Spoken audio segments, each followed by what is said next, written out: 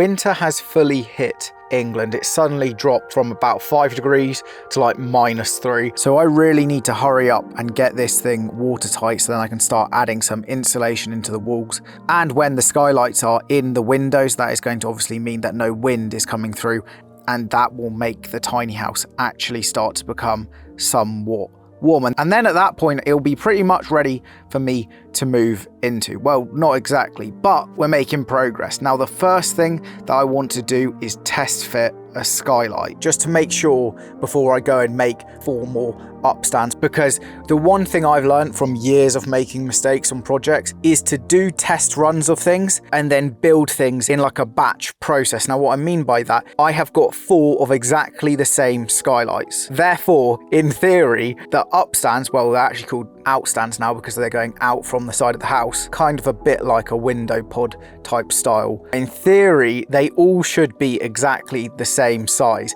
and therefore you can kind of create a little process where you're cutting exactly the same sizes. You make all 4 of the frames pretty quickly, as long as they all are the right size and I haven't accidentally put in a stud at a 45-degree angle or something. So that is the theory, is if this one skylight works perfectly, then I give myself the confidence to go, oh, I know what I'm doing, I can now just replicate this. Now, something that I really like about window pods or this sort of skylight window idea is the fact that you've kind of got a really low windowsill, and the windowsill's got quite a lot of depth to it because obviously it's got that entire distance of the 6x2 until it meets the glass. And what that's going to allow me to do is, much like you do on a normal skylight, surround that entire internal area in plasterboard, and then it's going to kind of create this wall light well, which is just something you don't really see. Now, I got quite a few messages from you lot saying add little blocks of wood under the raised floor plate thing that I put under this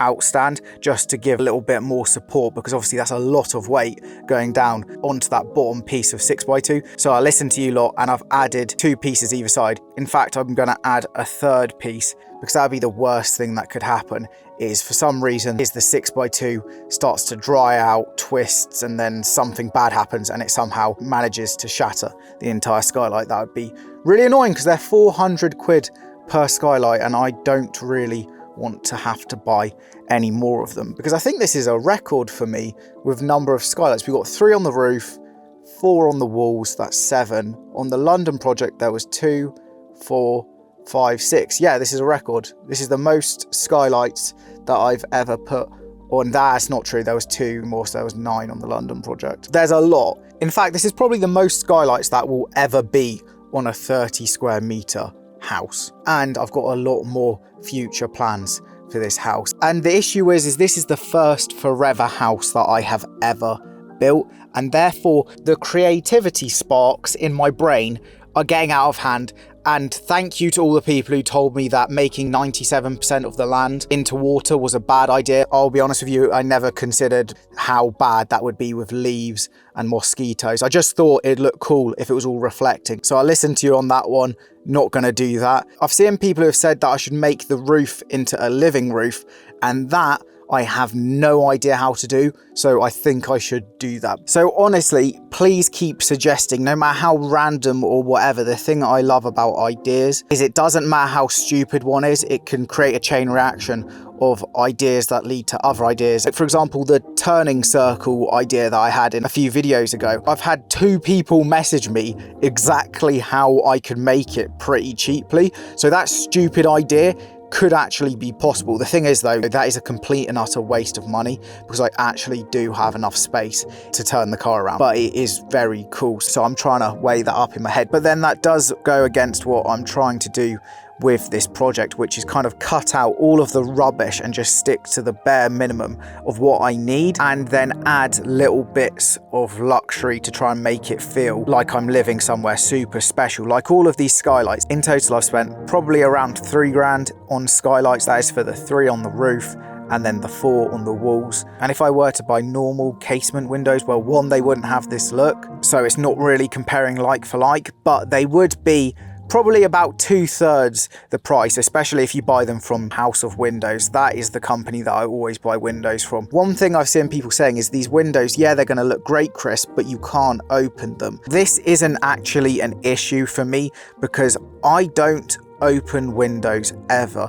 And I know you're meant to, but I just don't. And because I've got a window that's in the bathroom and a front door, if it gets super hot, I'll just open them, and it only gets hot in England for 4 days of the year. The rest of the time it's raining and it's -6. So to get airflow in, I just open the front door. And you've also got to remember, it's only a 30 square meter house. Like, I guarantee as soon as I open that window in the bathroom, all of the warm air from the tiny house will just leave immediately because there's just such a low volume. If you're wondering what I'm doing right now, well, remember earlier how I said that I wanted to test fit everything so that I make sure that some idiot who put together these stud walls didn't accidentally put anything in at an incorrect angle. Well, that is exactly what I had done here. And when I filmed the voiceovers, I filmed part of it before I do the work and then part of it after. And honestly, it is amazing how well I know myself, and the fact that I just know that I will have messed something up.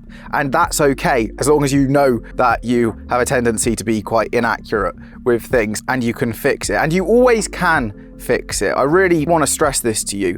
There is nothing really bad that can happen when you're building. I really mean it. You're not going to do anything so wrong. That is from the point of no return. And I think that sort of mindset stems from the fact that I've always renovated old houses, and some of these houses are in really, really bad condition. And in order to make it look nice again, you've got to see past all of the rubbish and figure it out and fix it. And in fact, you watching this right now, you might be a little bit like a broken house. There's things falling apart in your life, but just remember this one thing: nothing changes if nothing changes. I keep getting annoyed at myself about the tiny house because I'm not spending enough time per week working on it. So instead of getting annoyed about that, I am now going to reprioritize my time and spend more time at the tiny house, not only to progress the project, but also I love working on this place. It is my absolute dream to design a house that needs to be so well thought out, because obviously it's only 30 square meters and that can cause a lot of issues if it's not thought out very well. But it's also a small enough project where, yes, I want to make it all as cheaply as possible, but also because it's only 30 square meters, I can spend a little bit more money on certain things to get an amazing final look. Because obviously, for example, with tiles, the fact that I've got only one bathroom to tile in comparison to the London project where I had 4, well, you can see how I can spend a little bit more money per square meter on really high-end nice tiles. When I turned up to the tiny house today, I didn't want to do anything. I only started editing Thursday's video at 8 p.m. Now, I finished the video at 3:30 a.m. and my friends always think this is weird, but whenever it gets to around 3 a.m, I just go and make a coffee because I'm not gonna go to sleep. It's just not gonna happen. And if I do, I'd sleep in super late and then it'd ruin the next day. So instead, I always just get on with my work. And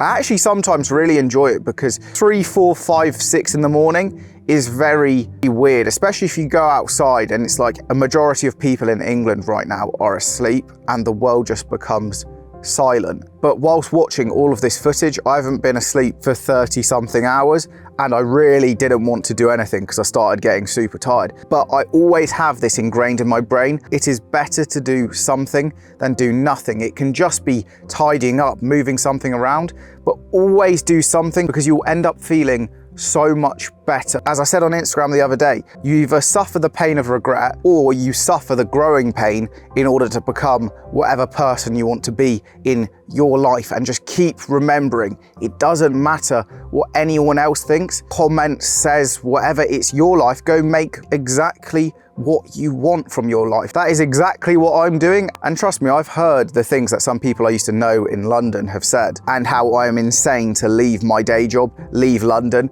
and now live in a tiny house. The fact that I had an amazing pension and everyone used to tell me it was a job for life, but it is just not the life that I wanted. Another thing that I've seen people saying as well is, Chris, you need to put the floor down because you're going to trip over and you're going to break your ankle. And this is true, but the reason I don't want to put the floor down just yet is because I want to sort out the skylights, because if it chucks it down, I really don't want the plywood to get drenched. Now, I could just cover over the openings with like a tarpaulin or something, and in actual fact, I think I will do that. And surely I can lay one row of plywood at the back wall because there's no windows on that wall, so therefore there's no way any rain would get to it. So good point, I will do that. And when I do the floor, I need to remember to lay it in a brick fashion and make sure the joins are on a floor joist, because otherwise when you step on it, it will create some movement. And if I do decide to lay large format tiles everywhere or do whatever type of flooring, well, whenever you step on your tile, well, that movement will cause cracks. Also, some of you might notice this video is earlier than the normal every Thursday one, and that is because I'm trying to devote more time to the tiny house project. So I'm going to try my absolute hardest to put out more videos per week, and in return, all I need you lot to do is like every single video, share it with a friend. And I honestly cannot believe that for 2 years in a row, I have said by the end of the year, my goal is to get to 10,000 subscribers. And when I said that a few videos ago, you lot delivered on the next level. I think that video is almost at 1 million views, which is just ridiculous. So thank you every single person who likes the videos, subscribes, and I think that's it for this video. So thanks for watching, and I will see you soon.